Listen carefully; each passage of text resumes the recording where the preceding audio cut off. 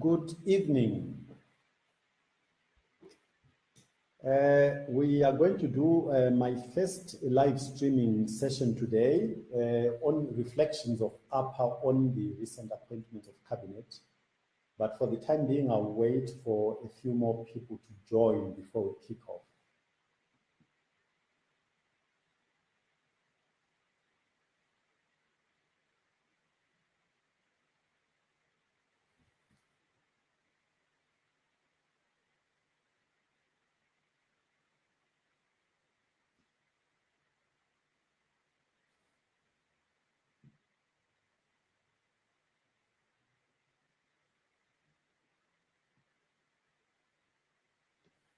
Those who have joined, let's just test the system to make sure that you can hear me. Press like if you can hear me and you can see me as well. Press like so that I can get feedback on whether you can hear me.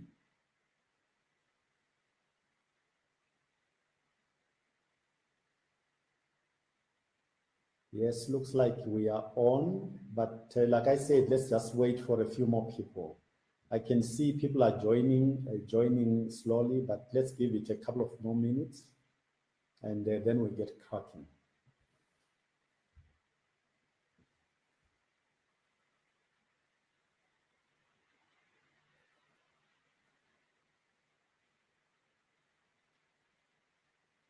I see somebody saying the video is not clear.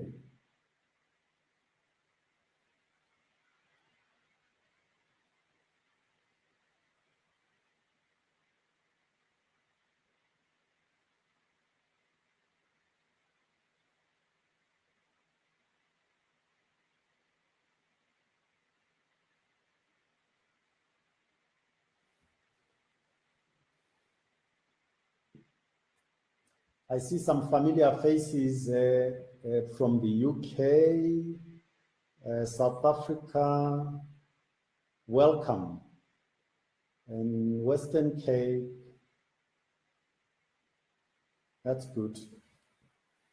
I don't see anybody from North America yet.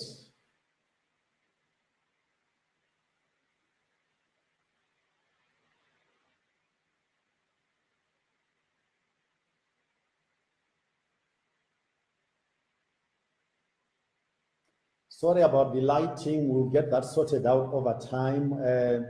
I suppose we need to create a kind of studio, but I'm not in that space as yet. We'll get that sorted out. Somebody said the lighting could be better. I suspect I understand why that is the case.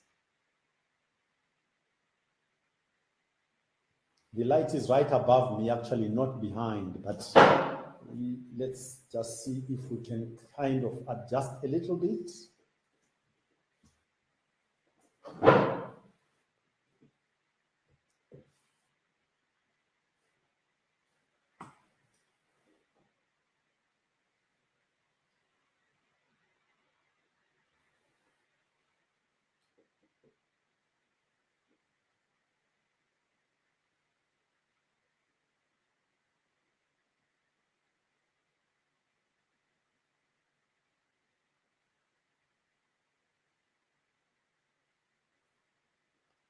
I think we've got quite a few people who've now joined. Let's get started, and clearly others will join as we go along.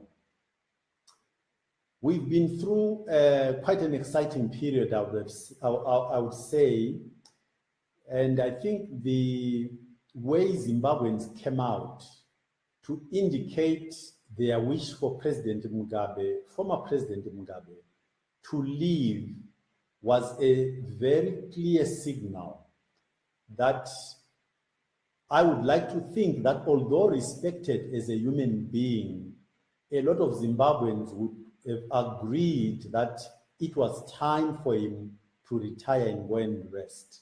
And I think that was the signal. You'll notice that I choose my words very carefully because I believe that even as we asked the former president to retire, we should still, in a typical African way, in my opinion, be respectful. And I think that's what Zimbabweans did. People turned up, demonstrated, without any violence, without anything, any looting. It was quite amazing, actually. And I think that's a demonstration of what we are capable of. And hopefully, as we go forward, we'll get a leadership that can exploit that in a positive way, use Zimbabweans' natural inclination to be peaceful, to be respectful, to be institutional in their behavior, to build a country that we can all be proud of. And I think Zimbabweans demonstrated that in full measure. So that's where we started from. I think what then followed, or what was expected, and some people voiced it explicitly, was that that demonstration was not partisan. The demonstration was clearly Zimbabweans in all their colors and their beliefs and the parties they represented came together as Zimbabweans above all, without any of these other lower levels of categorization, and said, we are a nation, there is things that we need to come together for and execute as a whole. And when one listened to what people were saying, you kind of got the impression that the expectation was that the administration that was going to be put in place subsequent to that demonstration was also going to reflect the participations of Zimbabweans just as Zimbabweans, not on a partisan basis. So what has happened since cabinet was formed is, I think, expressions of disappointment, I would say, because people felt that there was no relationship or no sufficient appreciation of what Zimbabweans did and why they did what they did. That did not translate into how the cabinet was then constructed as representing a change from one thing into a different future, which was much more inclusive and reflecting of an embracing of diversity to create a nation that we can all say we own and are proud of. So I think that's this first thing that one needs to note. Having said that, I think we would also have to acknowledge that there are certain things which would have gotten quite complicated in forming an inclusive cabinet, in the sense that we've got elections which are just down the road. A few, hopefully within 12 months, on this side of 12 months, we'll have an election. To have opposition parties participating in government when we are so close to an election would not have been that straightforward either. Because how do you go out and campaign and at the same time actually be critical of an administration within which you are participating?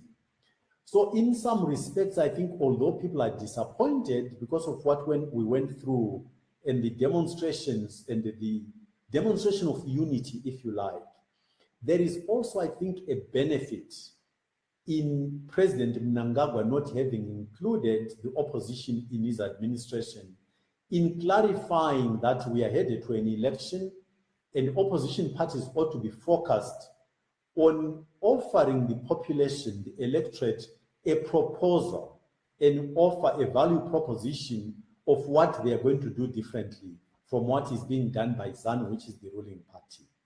So let's not get too despondent about this outcome. I think let's look at the flip side of the disappointment of no inclusive cabinet to looking at the clarity and the focus it allows opposition parties to have as they prepare for the election. So that would be my observation on that. Having said that, what is my take on how we got to be where we are? APA has issued a couple of statements in the last few weeks. And these statements have emphasized that as people offer themselves to lead our nation, they need to demonstrate why we are where we are. They need to demonstrate that they are very much aware of why we've gotten to be where we are. Because if they attempt to lead us into the future in a manner that does not take into account why we've ended up here, then the likelihood is that we're not going to depart significantly from the path that we're already on as a nation.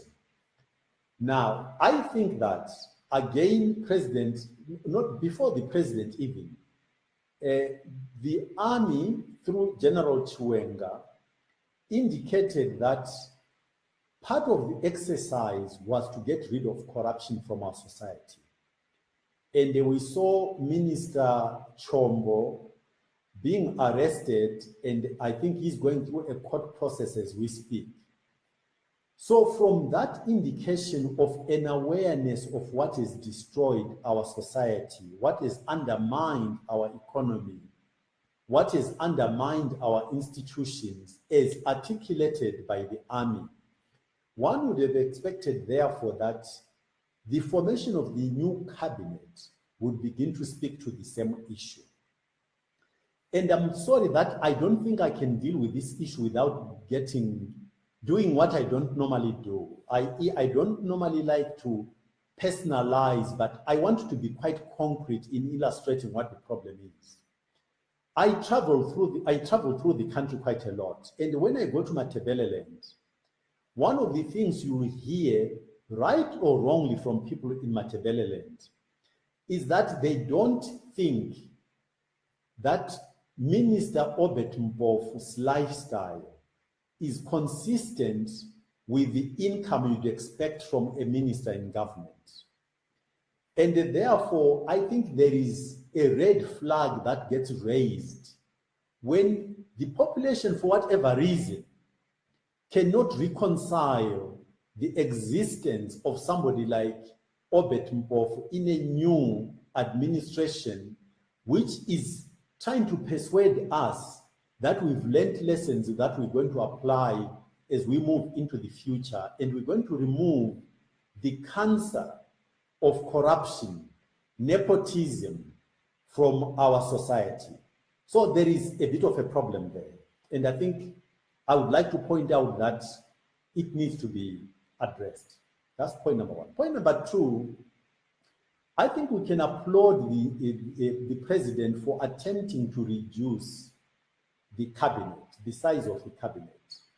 But we as APA would argue that he could have done even more. And maybe it's a question of what is the approach to be used in order to reduce cabinet. We saw a little bit, and I will illustrate our approach and acknowledge that the president actually did something which began to signal that he is aware of the methodology that can be used. I noticed that he's put international trade with foreign affairs, which makes a lot of sense. We as APA would have gone further, and I will use that same department, if you like. At the moment, foreign affairs is a cost center, but international trade and tourism are to do with international affairs, actually. And therefore, there is nothing to stop a government that is focused on reducing the cost of government and governance, combining those three functions: tourism, international affairs, and international trade. I would have put those three together. The other thing that APA is very clear about is that we as a sub-region, and I want to cluster very specific countries. If you take our history of the liberation struggle and you look at Tanzania, Mozambique, Zambia, and Zimbabwe, and the Malawi included just by virtue of where it sits, and I'm not excluding, I want to illustrate a principle, that's why I named those countries. These countries have got a very rich history in terms of solidarity and how we fought the liberation struggle. Where we have failed, it is to use exactly that history to create an approach to industrialization where we create a bigger domestic market, a bigger economy based on our history. I am absolutely convinced, and the APA is in this space, that when you take those countries that I've just named and you approach them and they use the platform of our history, we could reconfigure our economies to create one economy which is of significance as a domestic economy. In other words, let me just name the countries again: Tanzania, Mozambique, Zambia, Zimbabwe, and Malawi.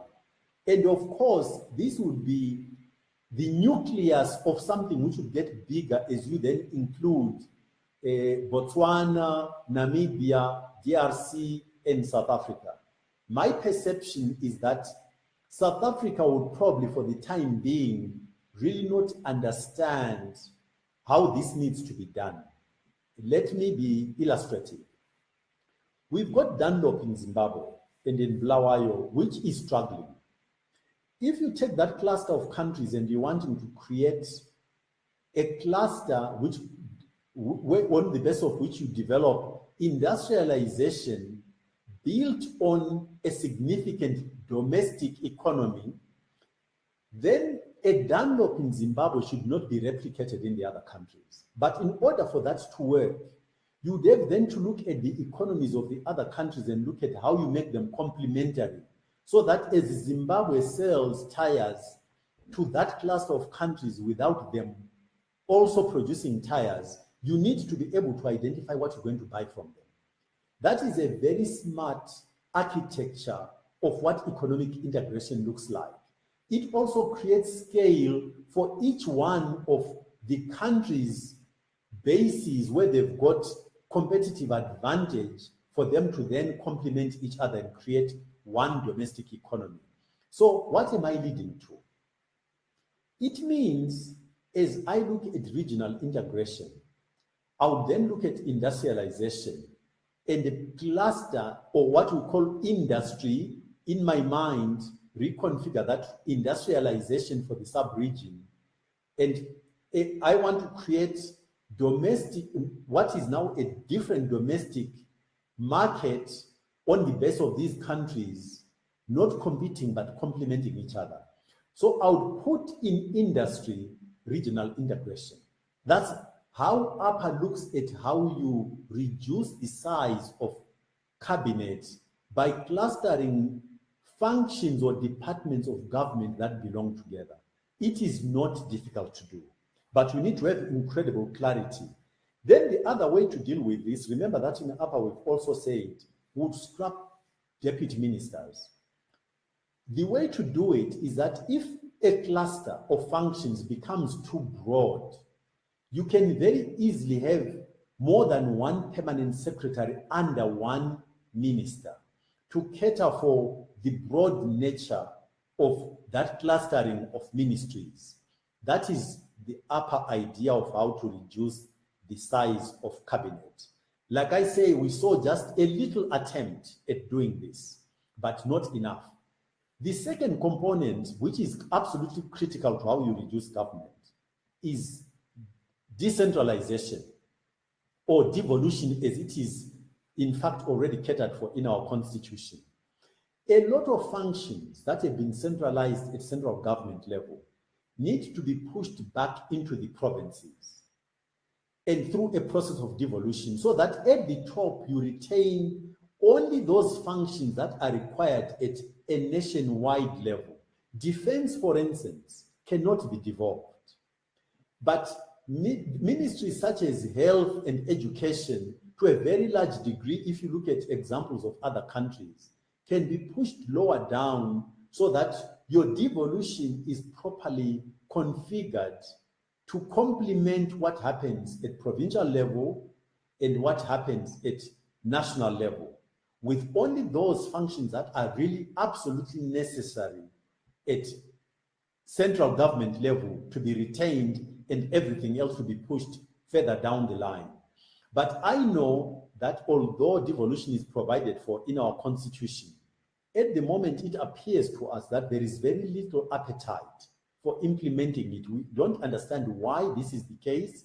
We've got a constitution that already provides for it, and that constitution and that the implementation of devolution, we believe, will create more accountability at the levels where we require it to be.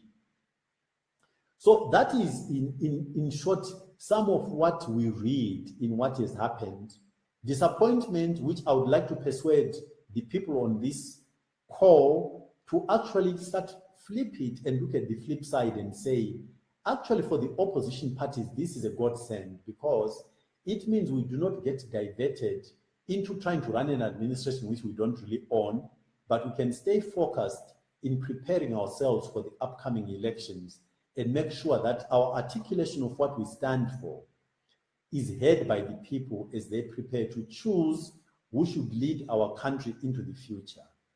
As to the quality of the cabinet, I would rather not discuss. I leave it to you as citizens of this country. You know the individuals who are in that cabinet. If we are looking at meritocracy and looking at absolute delivery, looking at people who know what they're doing, and minimizing, not totally ignoring, but minimizing politics and accentuating capacity to deliver, then I think there could be a conversation to be had whether that balance has been struck or not. We in UPA think rather not. We would have pushed that balance into much more technical managers who know what needs to be done and can deliver to give our country confidence. And on that issue, let me touch on an issue which bothers us in UPA. In our conversations, we've argued that independent Africa has colonized the youth more than the white man or the colonizer ever did. Not easy to quite understand at first, but let me explain. The way we've run our countries post-independence has created a feeling in young people through what they experience. So what do? We take our children and send them to schools which were previously white schools. We take our families and send them into private hospitals that largely, when you look across the continent, are actually owned and run by white people. We take our own people, from our own people, I should say, let me correct that. We tend to take people who are highly politicized, but less competent in terms of technical capacity, and we give them responsibility to run our institutions, such as Air Zimbabwe, for instance. Look at our hospitals. And what we then achieve is that where we've placed black managers, the institutions slowly disappear. In performance, they become second rate, if not third rate. We, the same people that are responsible for administration, then don't send our own families into those institutions. We don't send our children into those institutions. Inadvertently, we are signaling to the youth and our children that the only thing that continues to function properly on our continent is that is run by a white man. And what we run ourselves, because of the manner in which we do it, ceases to perform. Now, we are doing much more damage psychologically to our own people by not building confidence through what we do and how we do things. This needs to be reversed. If we don't do this, not only our economy is going to suffer, but the damage which is invisible, which is taking place, is that psychologically, we are socializing our youth and our children to believe that we are not good enough. This is incredibly undesirable. So it is really important for any administration that runs any African country to understand that it is time. It is time we got our own competent people who are there in numbers to run our institutions and demonstrate to our youth that we can do this and give them confidence. Let me give you an example. So recently, maybe a couple of months ago, I went to the UK and I had a meeting with professionals in the UK. Amongst these professionals, there were a few specialized doctors. And one of the lady specialist doctors told me that out of a class of about 65 Zimbabwean, a class of 65 medical students in Zimbabwe, 43 of them now are specialists in the UK. It's an investment that Zimbabwe did in educating all these people. Zimbabweans as a people are capable of achieving these high levels of performance. But for whatever reason, when we then look at creating opportunities for employing our own people who we've spent a lot of money educating, we don't find it appropriate or necessary to create the space for them to find satisfactory deployment in our society. So what do? They take off and go to other countries. They are in the UK in huge numbers, both nurses and doctors, people in finance. Look at South Africa. So we cannot pretend that we don't have the people with the skills, but we need to re-examine how we form our administrations, both in terms of performance and also in terms of role modeling.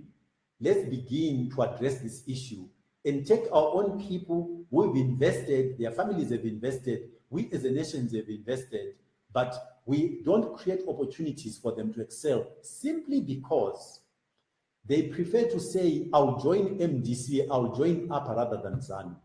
Or I will not join a political party at all. I am a professional, but I'm available.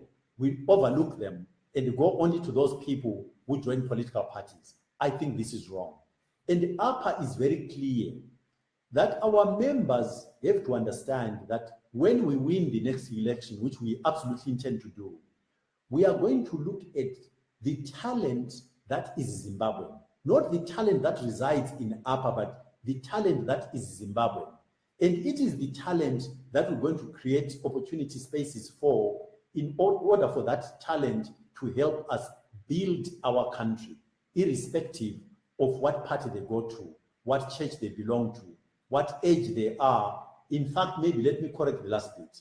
We will absolutely pay attention to the age issue and create space for our youth, as we've already articulated, that we need youth ministers or youthful ministers to essentially deliver two things. Innovation comes from young people. I think this, I don't have to debate or convince anybody. I hope that you're all aware of this. We want innovation in our nation. We have to create space for young people.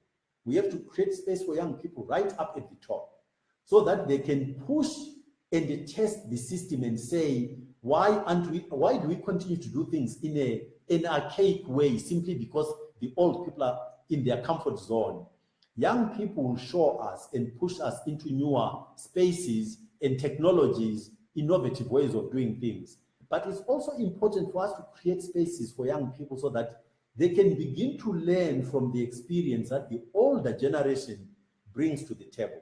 And again, I don't believe that the last cabinet shows sufficient evidence or sensitivity to creating space, in fact, in three areas, let's say: technocrats, women, and the youth. I would say as APA, look to what we're going to do when we win.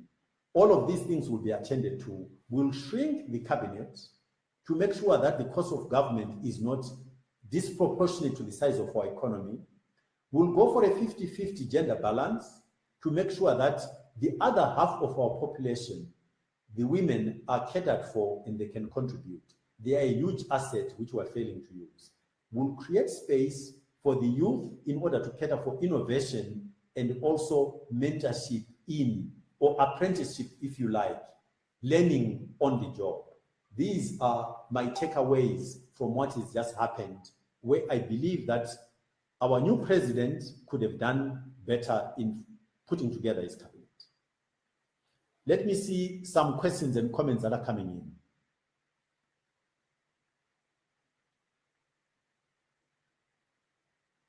I think there is concurrence that we are damaging our countries by making things that Black people run appear to be second rate simply because we don't employ our own good people, which we need to address. I concur with that.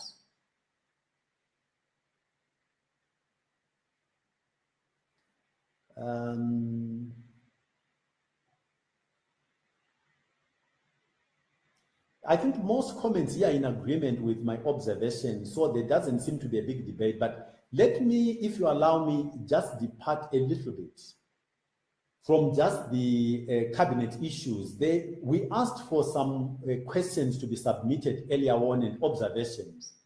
And a lot of people, quite a few people, a significant number of people, are criticizing us for appearing to be just on social media, and they are questioning whether we are equally out in the rural areas. Believe me, we are. First, let me just observe, hopefully lightheartedly, that the questions that came back from people who are on social media. So these are people who, in fact, I suspect are participating in this exchange. But let me just assure you that we are absolutely out there. I've been to Gokwe, I've been to lots of places, Chipinge, but remember that what APA has said. We've said that we want to campaign in a very different way. We are not using the tools that have been used in the past because we are not naive to the toxic environment that our country challenges us with. You know that our people get abused, they get identified, beaten, killed even, their homes get burnt, and we as responsible leadership are trying to risk manage all these things and not expose our followers to unnecessary risk. And we've said we want a campaign which reaches everybody, but that campaign is low-key. Low-key in the sense that we want the people to own the campaign. I go to places because people are calling me to go to these places. We are building a countrywide infrastructure which is largely now in place. Our provincial chairs are responsible for building. They've built, in fact, we've got provincial chairs, we've got district coordinators, we've got constituency coordinators and ward coordinators. It is these people who call me to address small groups of people, in fact, not address, but exchange views, listen to them, interact with them, and they share our thoughts as we listen to their worries. To be compliant and consistent with our name, APA stands for Alliance for the People's Agenda, which means we are a listening organization. It's more important for people to talk to us than for us to talk to people. We need to demonstrate the ability to listen to what is bugging people rather than go preaching to people. That's how we are doing this. So we are everywhere. We are talking to people. We are not holding rallies as yet because we don't believe that a quality dialogue, a quality conversation happens at a rally. At a rally, you get those who are addressing people, not telling people what they think, as opposed to listening what people want you to hear. That's why we've adopted this methodology of our campaign. Much more listening, interacting with small groups of people so that they've got the space to tell us what is going on in their lives. They need to tell us what they want us to address. So we are talking to people, but maybe also very critically, what I want you all to take away. We really need to change our politics in the following way. This campaign is not Nkosana Moyo campaign. It is your campaign. But what does that mean, it is your campaign? It means if you believe in what we stand for, in which is what? A functioning economy, a unified country, a country where institutions work and especially institutions of state are separated from a political party, a country that is respected globally because of what it does, how successful it is. Zimbabweans are respected in their individual capacity. We want to create a collective so that the country itself is respected. This is what we aspire for. If you identify with these things, take APA as your own and you campaign in your own space, within your sphere of influence, within your friends and family.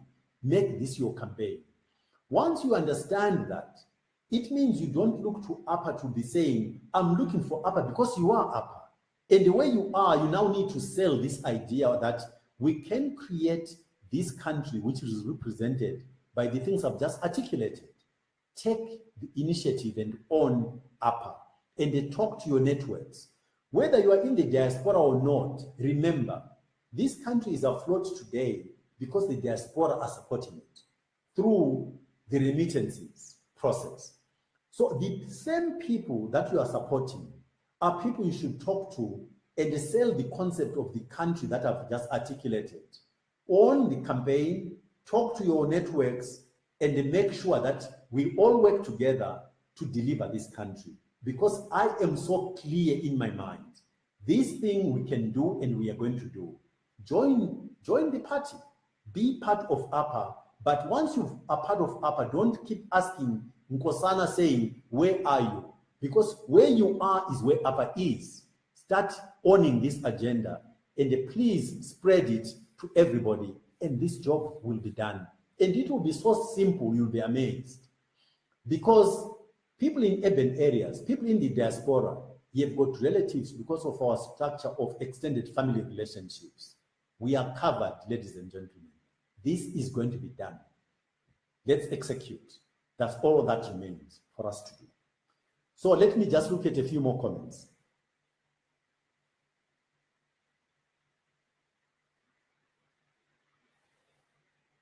Yeah, have I been asked to join the new government? The answer is no, I've not been asked.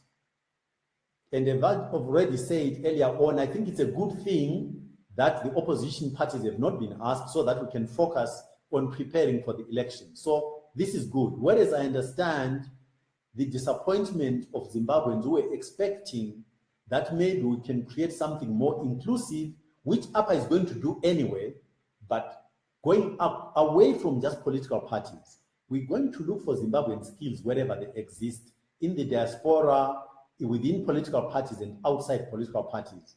We are going to build a government which is capable by calling on Zimbabweans with skills to come and help us build this country. And we know we've got them.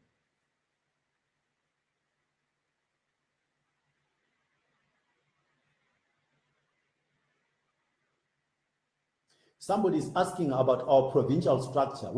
We have got a provincial structure. So maybe what I should have done is literally we're going to do this. So don't worry.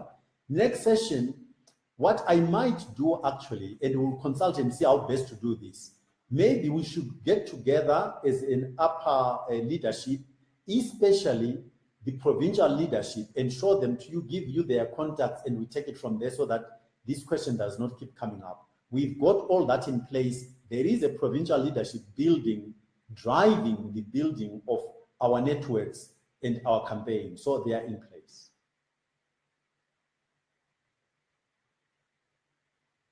There is somebody here who is disagreeing that he or she claims that our approach will not achieve the desired results.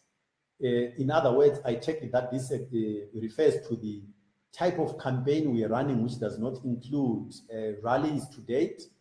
We are convinced that this structure works because we are talking to Zimbabweans and Zimbabweans are talking to us.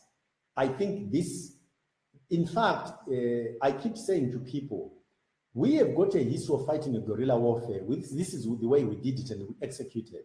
I do not see now why people have got so little faith in the fact that this can be done. It can be done and it will be done.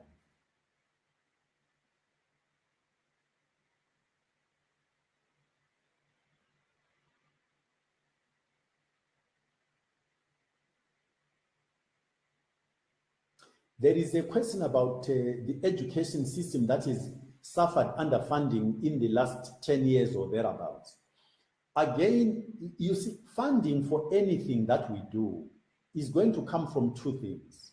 And in most life, it is actually the same.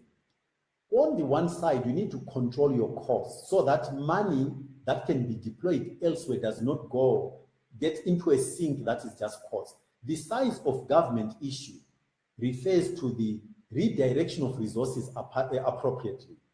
The second part, clearly you have to create the revenues in the first place. Controlling costs does not guarantee creation of revenue, but the two things need to be addressed at the same time. Companies are exactly the same. A growing economy guarantees you a growing revenue stream.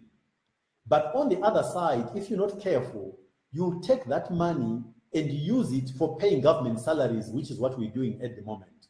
So we will both develop our economy so that it creates jobs, but creates also a growing revenue stream through taxation into government. On the other side, we'll be very careful about the deployment of that resource so that there is money left, set aside appropriately to go into education and things like health. We have already said as APA that our intention is that as our economy grows, we're going to implement progressively until we are 100% on free education and free health. But clearly, it will be a gradual process because as the economy at the moment is literally in the doldrums, it is not feasible for Zimbabwe today to fund free education and free health. But as soon as our economy begins to grow, we'll build up in a very systematic way, phased way, until we achieve 100% provision of free education and free health from the taxes we collect from a healthy and growing economy. That's what we'll do.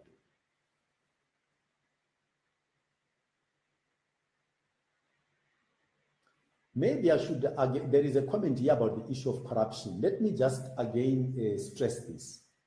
Why we need to understand why a paternal system, a system based on corruption, cannot deliver results. You see, if I employ my relatives and put them in important jobs, what follows immediately is that I remove the capacity to performance manage my administration.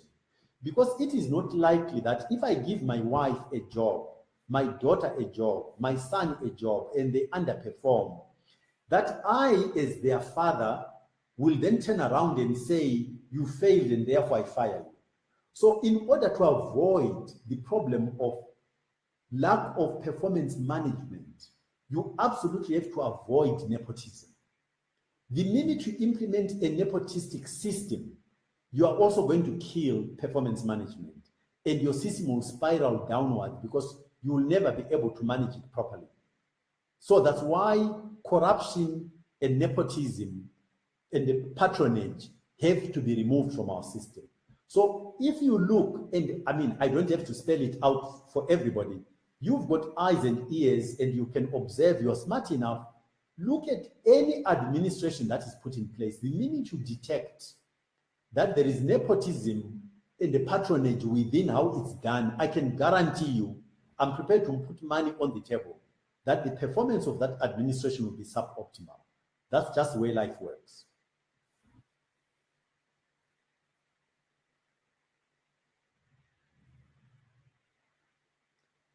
Somebody here has put a comment about you want the diaspora, yet the MDC is the one fighting for the diaspora vote. Why not join us? APA is fighting for the, I do not know where you got the impression that only the MDC is fighting for the diaspora vote. We in APA believe absolutely that the diaspora have to be treated as an asset to a country. When you look at successful countries, let me use the example of Israel, a country like Israel.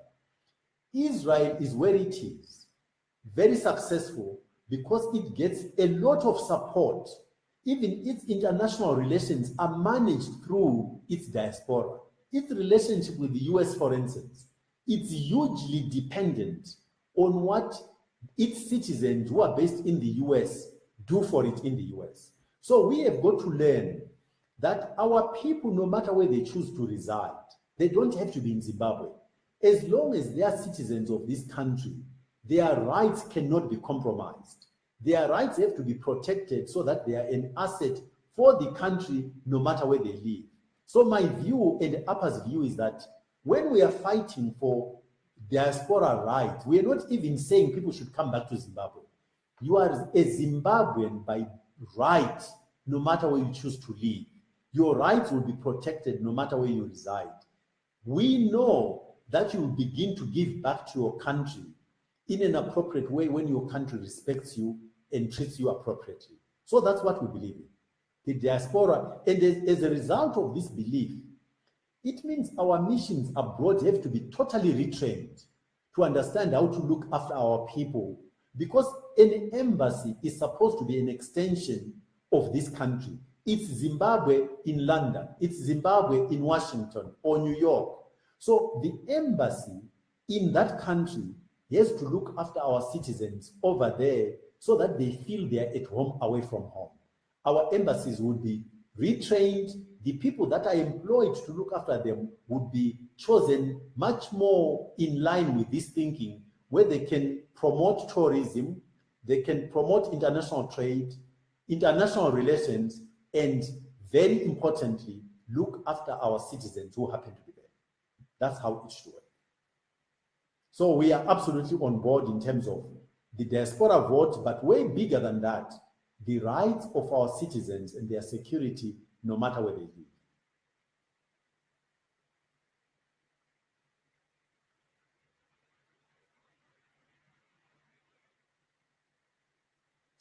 People need jobs, jobs, and jobs. Absolutely agree. That's from Sai Tingo. Absolutely. That's why we keep stressing this issue.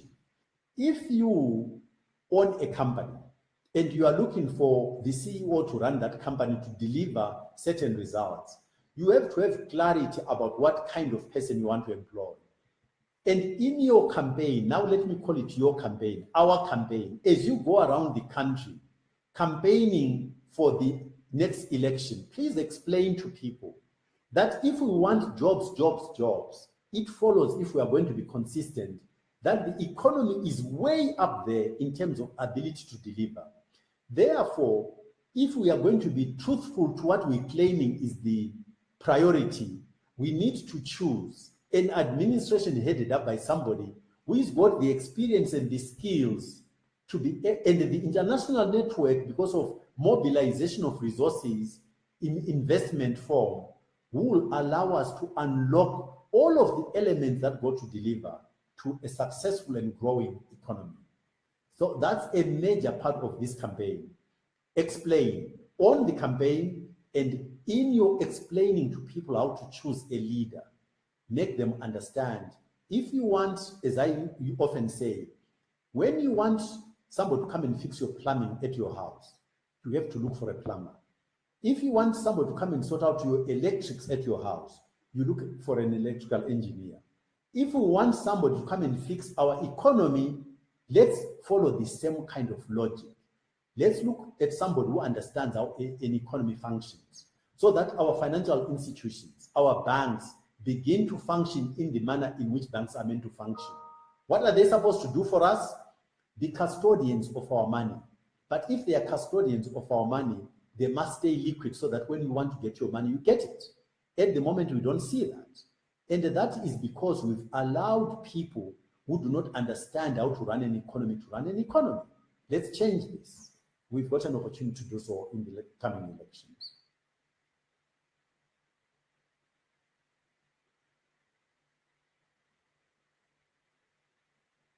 What is our strategy for building infrastructure in cities that are in dilapidated form?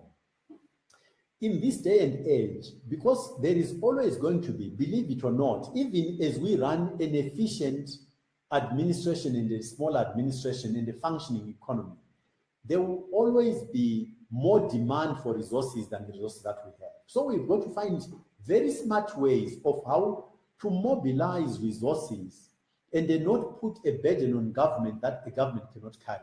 What does that look like in infrastructure? When you look at the developments, innovations in the financing of infrastructure space. So we've got, for instance, in Zimbabwe at the moment, we've got a toll road system.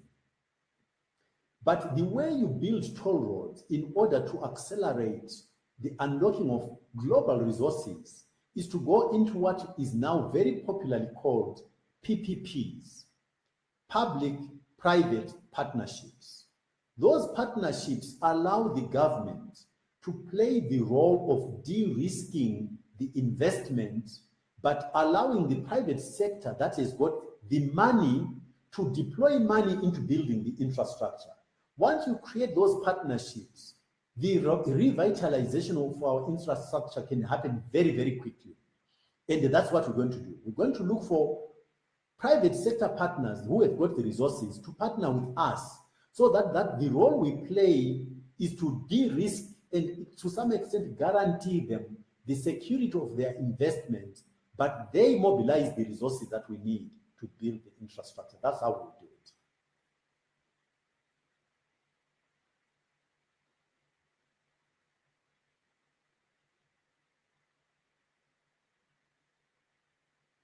There is again a question here about lip service. How are you fighting for the diaspora and you pay lip service? You know, one of the things about APA is that we do not promise people things that we cannot do. We only promise people things that we can deliver, and therefore also the manner of that promise, the structure of that promise. Who can deliver the diaspora vote? It's a sitting government. So we are saying to you, and that's a promise we absolutely will not go back on. Vote for us, mobilize for APA to be elected, and the diaspora vote will be delivered. Absolutely no questions asked. Is there anything we can do to force ZANU to give the diaspora the vote? The answer is no. If you want to be very honest, there is nothing you can do. You can talk until you're blue in the face, but the ZANU government would itself have to say, we do this. And at the moment, there is no sign whatsoever that they've got an appetite to get that done. APA will do this. We promise you it will be done. So you want an APA government, and what we can deliver will deliver for you total rights for our citizens, no matter where they reside, as I've said. Whether you live in the US, in the UK, Europe, wherever, you will be treated and respected as a Zimbabwean. And the nearest point of delivery for that for you will be our embassies, which will also be rationalized, by the way, so that we just don't spend money we don't have. But we as APA can promise you the diaspora vote is a done deal. It's done.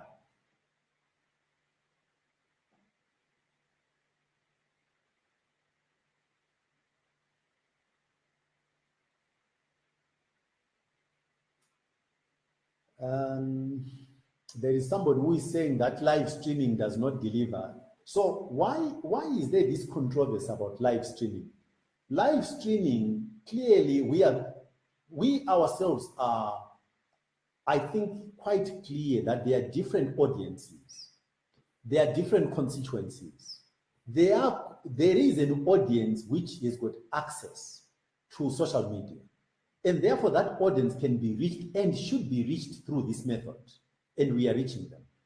But the assumption that some people are making, which I'm trying to make you understand is not correct, is that this is the only method we are using. Because it is not, believe me. We are out there. I've told you already, we've built the structures in the country. We are reaching people. We are just doing it differently from what has been done before. We have got a country.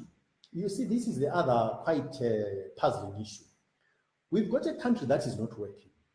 In spite of all of these methods having been used, the truth is we've got a country that is dysfunctional. So why do you want us to continue to use methods that have been used to deliver us to where we are? Why don't you just be sufficiently accommodating to see what the results are going to be? Let's get to the elections and see. And then we'll have this debate after the event, after the results have come in. You'll be surprised. We are where we need to be, and we're delivering. We are interacting with the people. And like I say, just those who are skeptical, which is, of course, you're right, but wait and see wait for the results, and you shall see.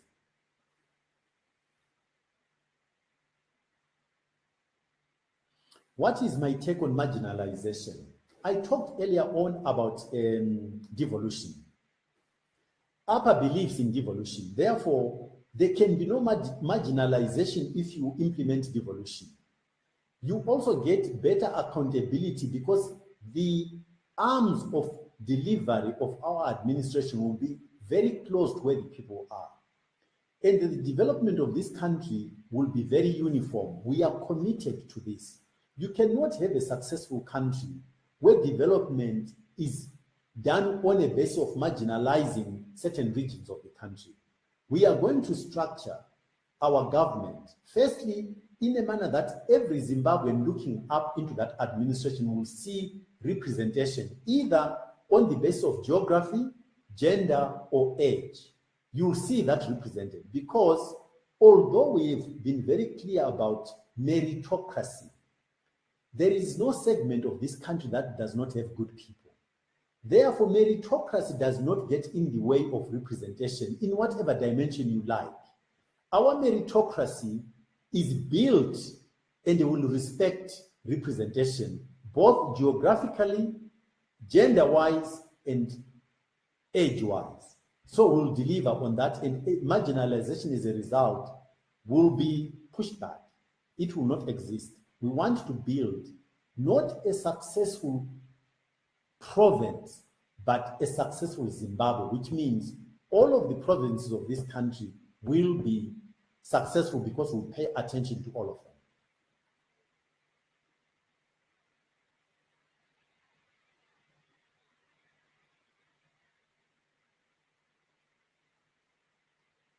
There is a comment here about somebody. I won't give you a name, but I want to address the issue. Somebody is calling somebody else childish and pathetic and so on, and having pathetic, childish tendencies. One of the things I want to appeal to Zimbabweans, fellow Zimbabweans, is that if we are going to run a country that is successful and that can manage diversity, that kind of society requires to be able to manage disagreement and different opinions in a respectful way. I don't think there is a contradiction between having divergent views and being respectful. Both can be done. And I would like to appeal that we actually traditional as a people, we've got a very good way of interacting and disagreeing, yet we respect each other. If we're going to build a society where we can benefit from the tension that is necessary from a divergence of views, diversity of views, a tension that is constructive, we need to welcome, absolutely welcome different opinions, but handle them in a manner that people feel they can disagree and have a voice. If we fail to do that, we will not succeed. And if we fail to do that, it means we know better than what we've seen before us. We have to be able to manage diversity and disagreement and welcome it, in fact, because what diversity of views does, it forces you to think more deeply about what the issues are. It forces you to look at things you may not have thought about. So please, let's celebrate people who push back and disagree and offer a different take on how things could be. Let's welcome that. Let's celebrate it. I can guarantee you, as we get comfortable in that space, we're going to unleash amazing talent and creativity and innovation within our society. So let's be polite, but absolutely welcome disagreement and diversity of opinion.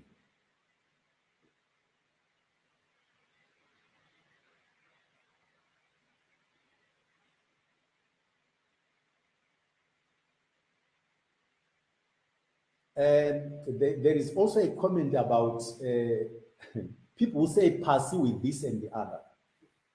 By the way, I've got very good friends who are war veterans, and they explained to me that during the war, "Pass" literally meant that somebody should be killed. And clearly, during that period, it was appropriate to have such an attitude, expression, and kind of behavior. But part of what we are failing to recognize is that the liberation war phase is over. It formed a very important foundation on the basis of which we should be building now a new country as we move forward, a peaceful country, a country where even those who were protagonists in the war become partners. Again, I like to use examples. If you look at Europe and you look at the world wars, the nations that were at war with each other in that time, today are partners in the construction of continuing construction and building of the economy of the world, and primarily let's focus on Europe. We need to understand that when you go to war for a reason. When you've achieved the objectives of that struggle, then it is important to change gear, and more often than not, actually also change the kind of leaders, because the leaders who take you and execute a successful war are not necessarily the same people you need in terms of skill set and temperament and approach to life in order to build a peaceful cohesive country that is much more on, not on destruction, but rather on building. And I think as we go into this next election, we've got an opportunity to revisit this issue. We fought a liberation war. We won it. Now we're in a different phase of building. Whilst we respect and thank and honor our war heroes, we now need to look for a different skill set to build our country, to build our economy, and taking care of and respecting, like what other countries do all over the world. They look after their war veterans. They respect them. They honor them. But they look for different skills to build the country. Fighting a war and building a country are different skills. Let's wake up to this fact and apply it.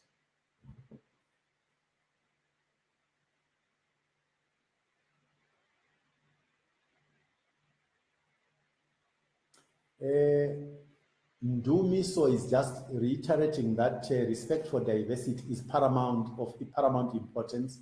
Agreed.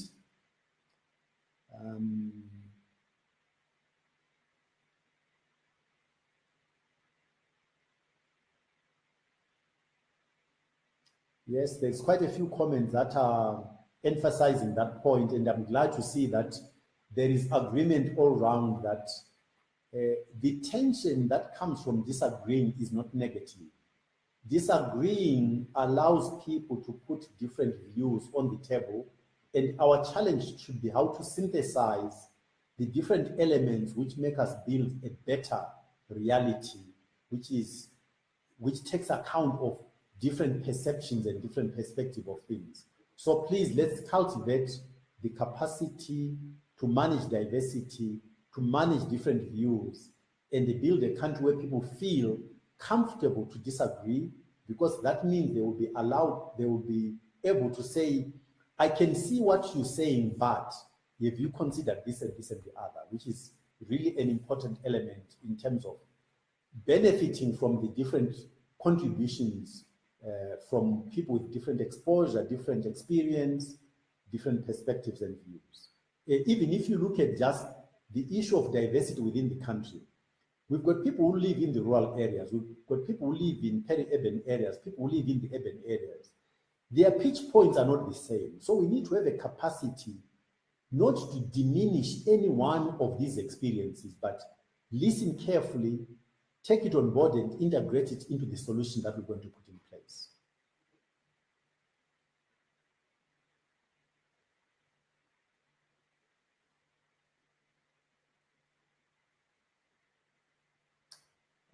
I'm not sure where this is coming from. Apparently somebody thinks that I'm only good as a finance minister.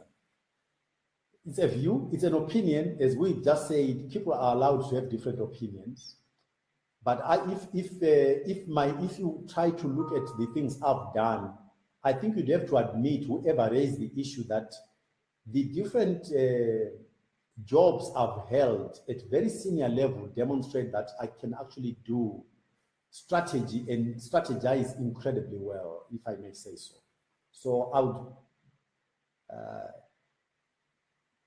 respectfully suggest that you form a view on what you think I'm capable of by looking at what I've actually done rather than just speculating.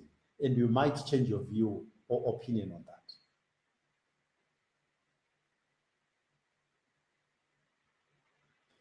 There is a question about do more meetings in Shona and Ndebele. I absolutely do this. When I'm in Bulawayo, ngikhuluma ngesiNdebele, I'm ngikhuluma ngesikhiwa. When I'm in areas like in Mashona land, clearly, ndinotaura navanhu nechishona, not nechirungu. So I do these sort of things. I address people where, depending on where I am and who is there, I'll use the language that I consider to be appropriate. Because fortunately for me, I can speak both Shona and Ndebele.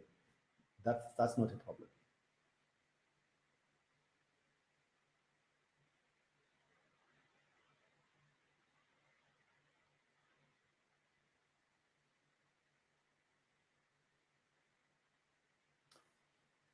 We need servants in upper, not leaders. Agreed. We believe, as upper, we believe in servant leadership. I think we should not dismiss the issue of leadership, provided it is the correct. What we do not believe in and don't want is rulership. Leadership, which is meant to be able, what is a leader? Let me use an architect because I think it's a very good illustration of what leadership is. Any architect, generally speaking, is somebody who can visualize a reality before it's there. In other words, a building with all its intricacies, like a mall, for instance, they can see it in their mind before it's even there, and then they'll reduce it to a blueprint, put it on paper, and then mobilize the resources necessary, the partnerships necessary, bricklayers, and so on, and get it done. That is what appropriate leadership is, to be able to take your society and help them get into the future and see what is possible and get them to believe in what, explain what the future could be like, get buy-in, and then mobilize the necessary partnerships to deliver it. But it all should be in service of the society, not in self-service of the people who are in leadership positions. If it's that kind of leadership, then there is nothing wrong with using the word leadership, but it has to be servant leadership. It's leadership in order to satisfy the needs of your society. That is the only meaningful leadership, and that's what we believe in as APA.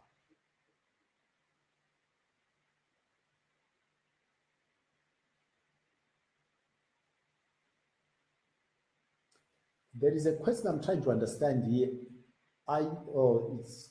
There was a question about empowering the Ndebele. Oh, by the way, again, a lot of people, even today, don't seem to understand who I am. Nkosana, I am Karanga. I come from the Midlands. My mother is Nkomo. She is Ndebele. My wife is from Mutare. She is a Mutasa. So I have to say that kind of makeup does make it easy. I must confess that I don't think tribally. I just don't think tribally. And I think it's a very important point for us to pay attention to. We should not be looking at tribes in a manner of favoring one tribe over another. We should be looking at tribes in the sense of the richness which comes from diversity. We should celebrate it, nurture it, and accommodate it, but all of our citizens should come together to build a joined up Zimbabwe, a successful Zimbabwe. We should use our numbers in that diversity to build a value proposition that is unbeatable. But the platform on which that is built must be a platform that respects, recognizes the legitimacy of natures, and it allows to grow the diversity which depends on geography and tribe and all of these things. There should be no discrepancy or conflict between them. Let's celebrate the diversity, pull it together, and use its strength to build a winning nation. We can do it.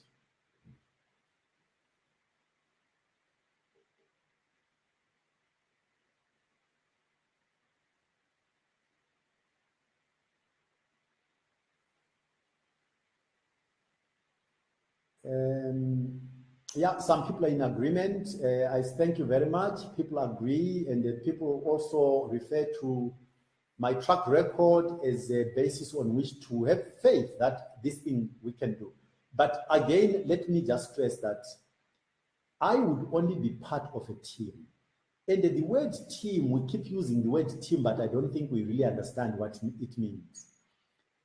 There is no team member who is more important than another. A team only delivers because all the members of the team are respected, respect the team in which they belong, and accept the discipline that they are not lone rangers, but work together to deliver as a team. That I am very, very conscious of that. I would contribute as a team member and hopefully guide a winning team, because I have been places, I understand, I've seen the world, I understand different disciplines which I've gone through, and I think that's a huge contribution to how a team should work. Let me also just share with you an observation I've made as I've observed African cabinets. African cabinets on the whole are not teams, because the head of state normally divides the cabinet so that it works on bilateral basis. Each minister negotiates directly with the head of state, as opposed to each minister proposing policy to cabinet, to the total team. So a minister should propose a policy that comes from their portfolio. But it is the cabinet that should debate and own the policy.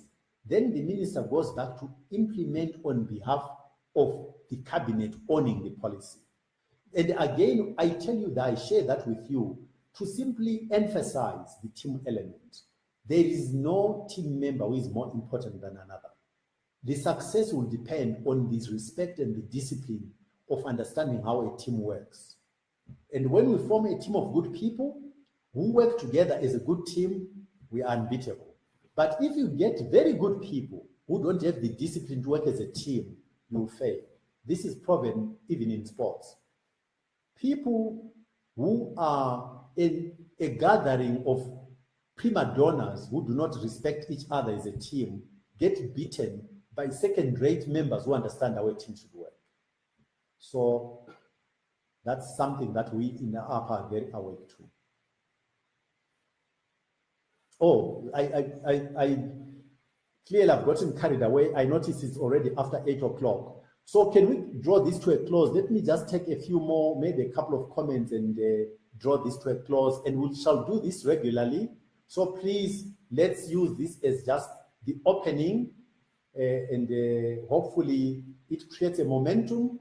And those who keep criticizing us for using just social media, please understand we are campaigning in all other means. This is just one facet which addresses a particular audience, but it does not mean that we know all of the others. We hear you very loudly and clearly, and we are doing just that.